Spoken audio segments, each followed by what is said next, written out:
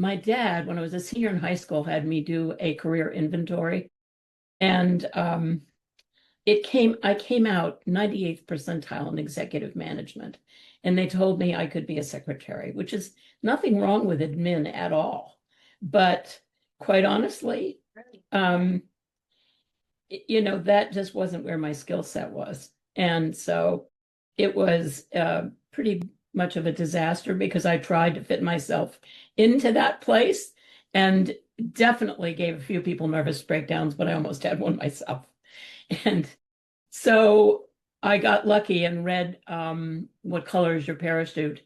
And what I realized is I had to find something where I used my creativity. I had no idea what it was.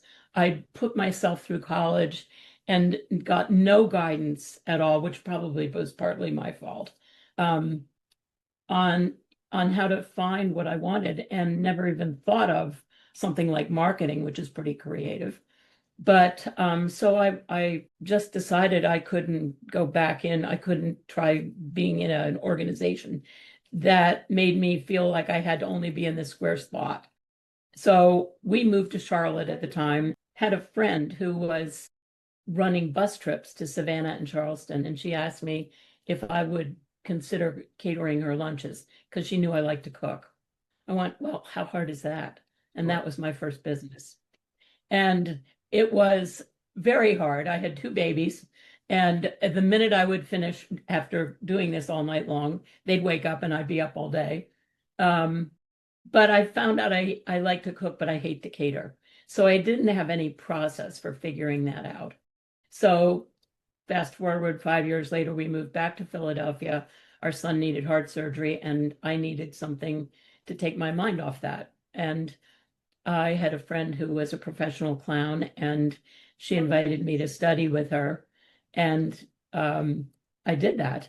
And a year later, I started a company called Clowning Around, which was an absolute blast. It was pretty profitable and a lot of fun because you're always making fun of yourself. That's the only expense you are, is at your own expense. And we taught in the school system, we did corporate events, and we did 8 million birthday parties. And there were a lot of funny stories, as you can imagine. My partner's husband got transferred, and I found it very difficult to interview for another clown. There just isn't a format for that. And it's hard to get somebody to be silly on demand. So again, I had another transition to make. I had to figure out, like, what do I want to do? How do I use my skills? How can I be creative? And one of my kids got to a private school that was brand new. Nobody knew who they were. There were 150 independent schools in the Philadelphia area in a 50-mile radius.